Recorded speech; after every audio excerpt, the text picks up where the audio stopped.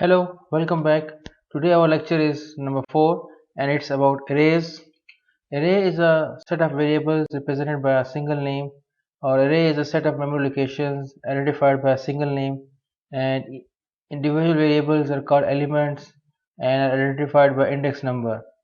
For example, in this case we are declaring a variable of type int, and that variable is an array actually because it has a number of elements, and the number of elements are 10. So the index will go from the 0 to 9. Index is an integer number which represents each unique element, array element. For example, as we declared an array in the last slide, int myArray 10. So it says that it will direct the compiler that please allocate 10 consecutive memory locations uh, having name myArray, and element starts from 0, 1, 2, 3, 4, 5, 6, 7, 8, 9, and all these array elements from 0 to 9 are sequential, consecutive, meaning one after another. I want to show you a diagram in the book. In this example or diagram, the author is declaring a variable named c having type int, and the number of elements are 12. So int c and square brackets, it is 12. So c is an array of type int having 12 elements, and the elements are going from c0 to c11. Because the index starts from 0, the last element is 11. So total number of elements are 12, from 0 to 12. And as you can see that the array is sequential, consecutive memory locations, that is one after another, one after another. Please also note that each array element have an address. So we will study more about addresses and pointers. So in the meanwhile, just focus on the array element and its value. So just remember that each array element have a address as well, which we study in depth in pointers inshallah. So C0 means first array element having value of -45. C1 refers to second element having value of 6, and so on. C11 refers to a 12th element of an array C has value of 78. So these elements are sequential, consecutive in memory. So you will study in the data structures that array are not flexible. The reason is that they are consecutive memory locations, one after another, while linked list, stack, and queue are adaptive. We can change the sequence, we can change the position of the elements in linked list and queue, but we cannot change the sequence of the elements in array. You will study more in the in the data structures subject. So let's go back to the slides. So int myArray 10 is an array of type int having 10 elements. So each element, number of elements are 10, and the index go from 0 to 9. So you can access each array element just like a simple variable. For example, myArray 0 is equal to 16 means you are assigning a value of 16 to an array element 0. Similarly, myArray 1 will assign a value of 22, for example, to myArray 1, and so on. Let's do an example. For example, in this case, we are declaring a variable of type int, and that variable is actually an array having 10 elements. So myArray square bracket start, so square bracket end, and semicolon. So myArray have 10 elements. So you can assign the values individually one by one. As I mentioned before, there are 10 elements, and elements go from 0 to 9, and you are assigning ascending numbers from 1 to 10. So myArray 0 is 1, myArray 1 is 2, myArray 2 is 3, and so on until myArray 9 is equal to 10. So you are declaring a array of type int having 10 elements, and you are assigning a value to array elements. Then what you are doing is you are using your for loop to access each array elements, and you are printing the array elements. It's very simple. Uh, you are using a for loop, and a counter variable is I, that is going from 0 to 10 because there are 10 array elements, 0 till 9. So at 10 iterations the loop will finish or we will exit from the loop. So we are printing the value of array, my array square bracket, and the array element which is represented by I, and my array I value. So the values will be printed just like that. So 1, 2, 3, 4, 5, 6, 7, 8, 9, 10 array elements will be printed. Let's just compile it, run it. So as you can see that we declare a variable of type int, and the array name is my array. The elements go from 0 to 9, and we initialize every element by value of 1, 2, 3, 4, 5, 6, 7, 8, 9, 10. Then we use a for loop, and we just printed all the values of an array. That's it. So congratulations, you declare the array, and you used for the first time array as well. You access each element of an array. So you can access each element of an array using a while loop, using a do while loop. I will let you know in the coming slides. So let's go back to the slides. So one way of initializing an array is by this way, that you write an array name followed by an index number and you initialize some value. Another way is that you can put the array elements in a curly brace just like that. For example, in this case you are declaring a variable array variable x having 10 elements, and you are initializing the array with the values of 3, 6, 9, 12, 15, 18, 21, 24, 27 and 30. It's a table of 3. So you can initialize an array like this at the start of the code. So let's do an example. So we can comment out the previous code.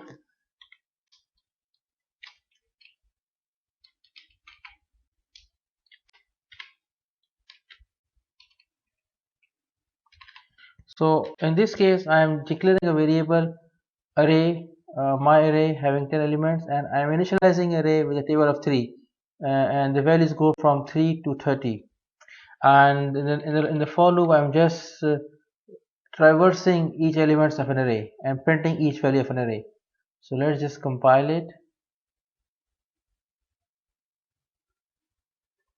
There is an error because we are declaring again, so we have to comment out this declaration as well. So commenting this declaration. So let's just compile again. Now there is no error, no warning, you can run it. So we are printing a table of 3 as we initialize using curly brace. So let's go back to the slides. So you can loop through an array using a for loop. We already did it in the for loop. You can use do while loop and while loop as well. I have an example for you. For example, in this case we are declaring a variable my array having 10 elements. We initialize with values from 1 to 10, and I use a counter variable I through which we will traverse an array, and I'm using a do while loop. So the condition comes at the end, the semicolon, and I am just printing my array square bracket, and inside I put printing the value of I and my array value. So values of my array will be printed from 1 to 10. Let's just compile it and run it. So my array 0 is 1, my array 1 is 2, and so on. So you can traverse the array using for loop, using do while loop, and even from while loop as well. So same code but with a while loop with a condition and initialization at the start of the while loop and increment inside the while loop. And just printing the value of each element of array using a similar statement for loop and while loop. Let's just run it. So same result but using different syntax, it's different structure. So you can traverse the for loop using for loop, while loop and do while loop. So array is indexed sequentially. We can use for loop to display all the values of array. For example, in this case, as I already showed you an example, this is an array of having 10 elements. It's a table of 3. We use a counter variable I. We traverse from 0 to till 9. because the elements go from array elements goes from 0 to 9, and we are printing each element of an array X.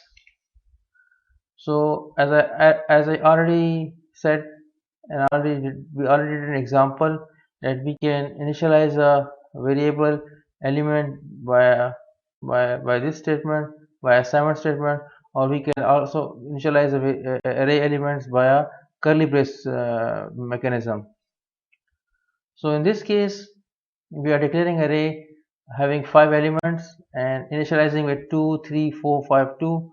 We are declaring a sum variable we are declaring a sum variable of type int and initializing with 0, and we are just summing the elements of an array. So sum is equal to sum plus array I. It means that add sum 0 plus array I is 0, so it will plus 2 with 0 and will save the result in sum. So now the new value of sum will be 2.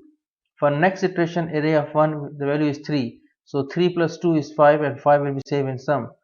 For the next iteration, sum is 5 while array of 2 is 4. So 4 plus 5 is 9, and the code.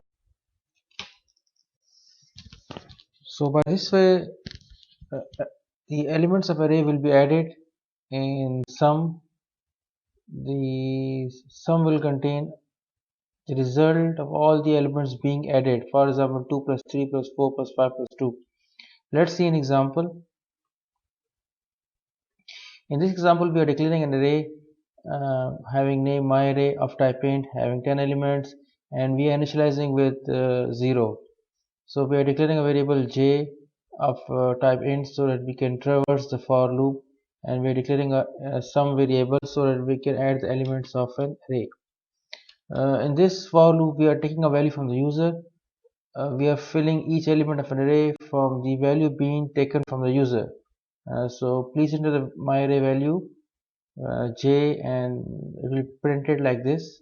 So we are taking value from the user and saving in each element.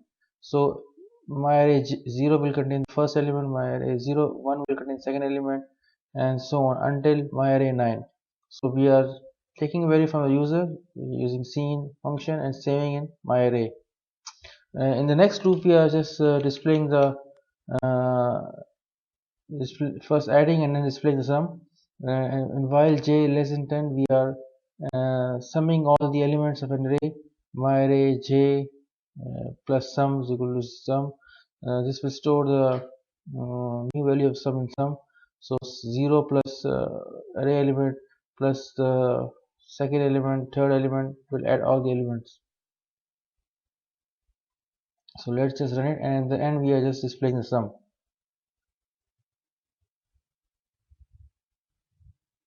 So it is inquiring about the first element, so let's just give one value, then 0 0 0 0. I'm giving 0 value so that we can sum up easily. 1 1, so 1 another 1, so the sum will be 5. So sum is equal to 5. So please note that we can also do the same sum is equal to sum plus 1 myArray I using a operator statement. For example, sum plus is equal to myArray j. So it will add the elements of myArray j with sum and save the result in sum. This statement is similar to this commented statement. So result will be similar. So let's enter 1 0 0 0 1. So the sum is 7. So working like the same as before. So let's go back to the slide. So let's just summarize today's lecture. So in this case, we are declaring a variable of type int having name id, and it have 10 elements. So id, preferably it means that number of students in a class. So it will have 30 elements from 0 to 29. Similarly, we are declaring a temperature variable, array variable having elements 31, and its type float. Similarly, we are declaring a variable of type char having 20 elements, and name is name. So by this we are declaring a variable of array having multiple elements. In the coming lecture, we will study about string, how can we declare string, how can we use string. We also study multi-dimensional arrays. Thank you.